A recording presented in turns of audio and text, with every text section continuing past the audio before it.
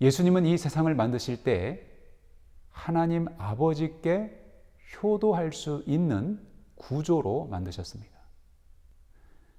그리고 특별히 우리가 하나님 아버지께 대한 효도를 잘 배울 수 있도록 성자 예수님은 이 땅에 아버지, 어머니, 곧 부모님이라는 대상을 만들어 주셨습니다.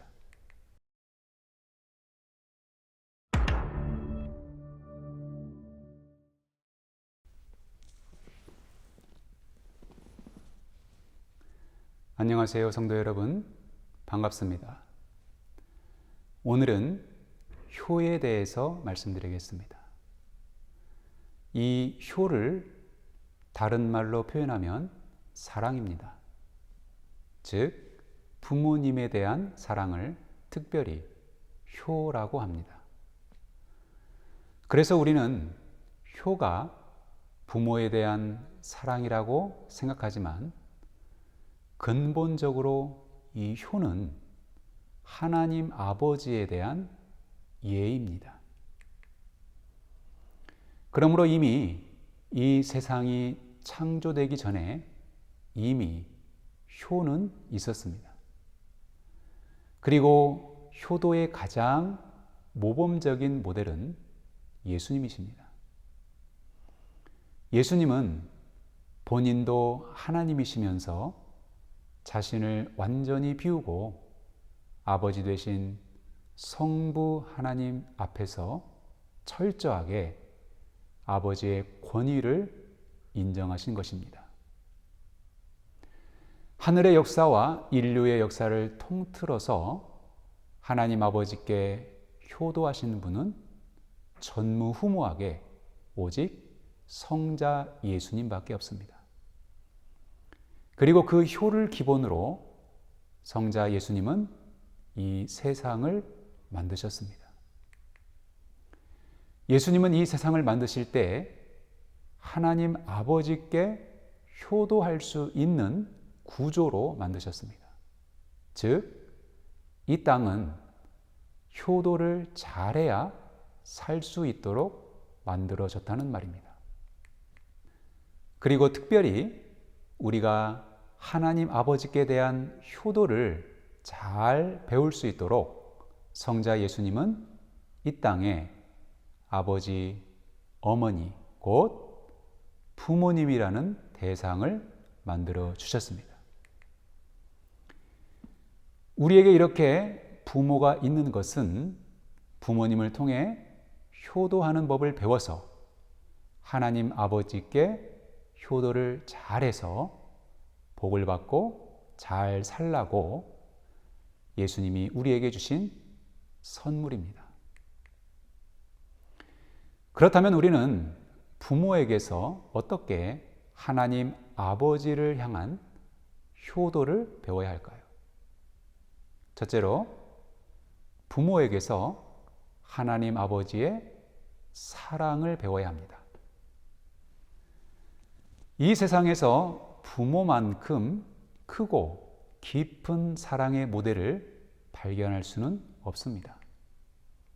심지어는 동물도 부모가 되면 목숨 걸고 새끼를 지킵니다.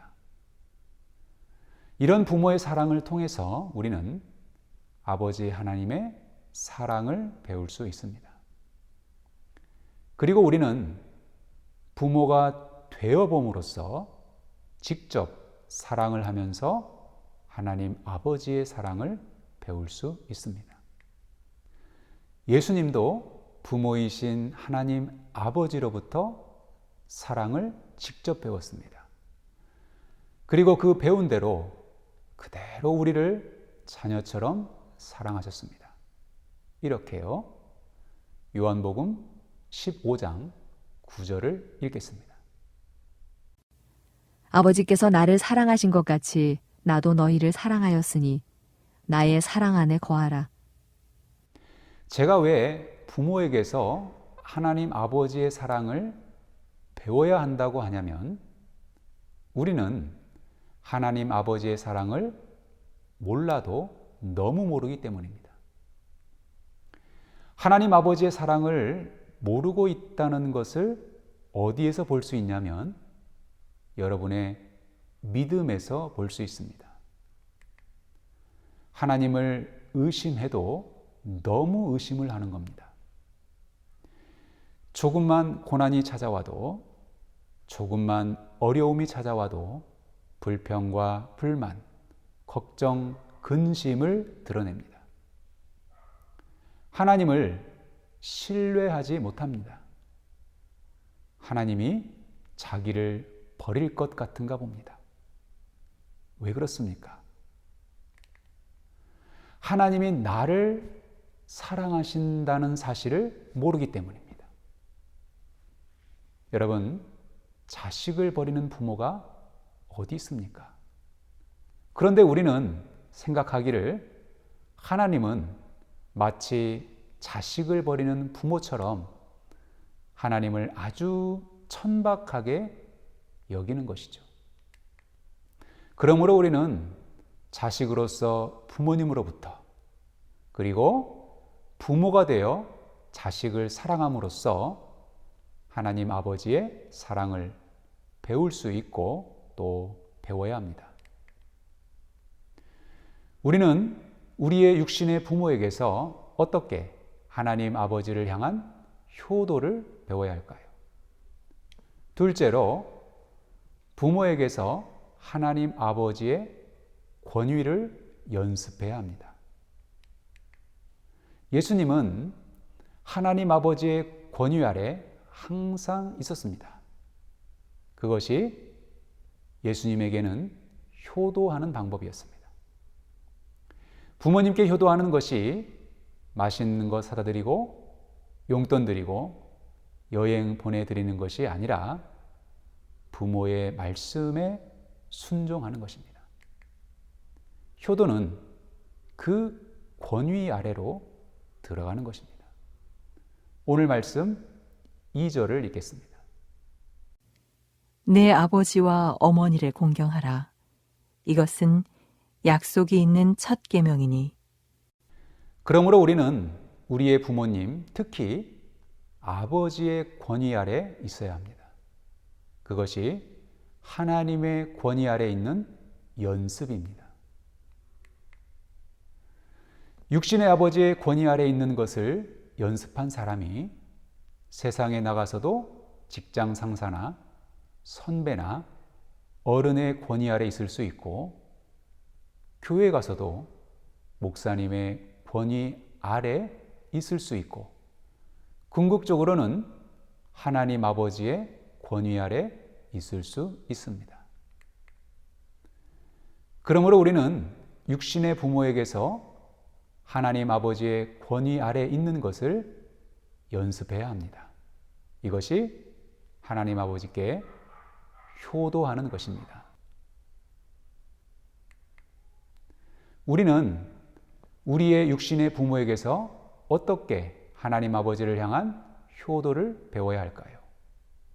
셋째로, 부모에게서 하나님 아버지의 축복을 받아야 합니다.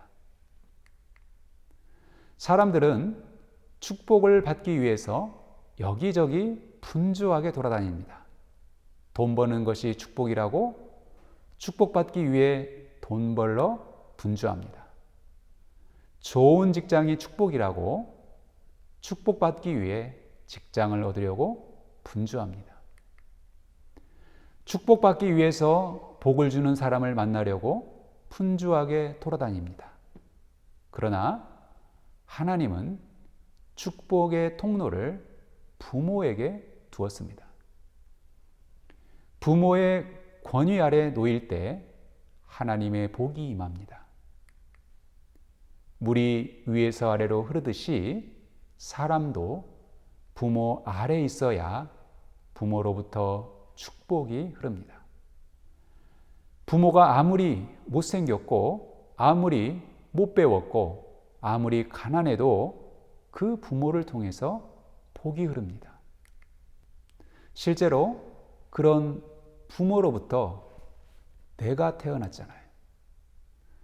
부모로부터 나의 생명의 복이 온 것입니다.